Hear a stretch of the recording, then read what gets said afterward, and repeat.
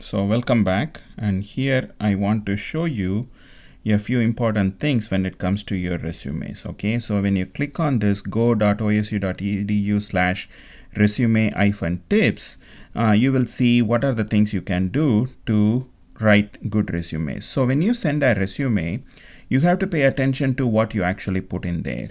When the interviewer looks into the document, they are actually spending very less time on each and every section. They are not going to read it very closely unless they want you are the right candidate that they want to talk to. So as you can see here, the red color means they are spending more time. So they spend more time, say, reading your name or something like that. And also, they are trying to understand, where you studied, what are your experiences and things like that. And they don't read the entire thing. They read only certain portions of it.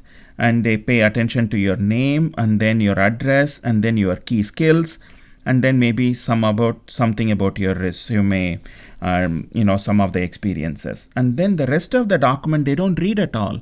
In that case, you have to be very deliberate on what you actually put and how you can create a positive impression. Okay, so that's very important, and I don't want you to miss out on that particular component. Okay, so let's go to our discussions. Now, you can also make or break in an interview situation by doing a few things. For instance, if you are dressing improperly, that can be a deal breaker. As you can see here, big 55% of the people make a positive impression or a first impression about you based on how you dress, act, and walk through the door. Based on your quality of voice, grammar, and confidence, people make judgments about you, whether you are a good fit or not, and the words that you say. So you have to pay attention to all these things if you want to be an effective communicator, and you want to kind of create the confidence. And also, you don't want to be overly fashionable in case if you have tattoos or piercings and red color hair or pink color highlights in your hair. You don't want it to be the distracting factor, so you may want to tone it down at the time of interviews. Similarly, the dress can also make a big difference. As you can see here, we don't want very brightly colored clothing, but also conservative looking black color and navy blue, those kind of colors are much more better, it seems.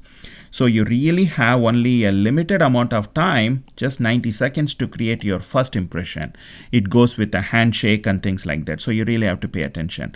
Now, what are the mistakes you can do? So here are some common mistakes, non-verbal mistakes that you can do at an interview situation. If you don't make eye contact, it can be an issue. So eye contact is a very good indication of confidence. Okay, so they will think, oh, this person is not making eye contact, so they are not confident about what they are saying. If you don't have enough knowledge about the company, you can just say, what do you know about our company? You can say, oh, you sell seeds. That is an answer, but you can also say another type of answer. You can also provide another type of answer. You sell these seeds, and I know that these are the very successful seeds that you have been selling it for the past 5 years, and I have a neighbor who is doing such and such things, and they have told her very good things about your seeds, and I felt like this is the company that I would like to work for, and that is why I have applied for this job. So telling that you have real good information about the company, you have real good background, you have real good context about that company and why you want to work there. If you don't smile, it can be an issue. If you have bad posture, if you slump too much in the chair, if you sit cross-legged, if you cross your arms, then people may interpret it as negative body language. If you fidget too much, or if you have a weak handshake, I already mentioned that. So we have to think about all these things when it comes to creating a positive impression.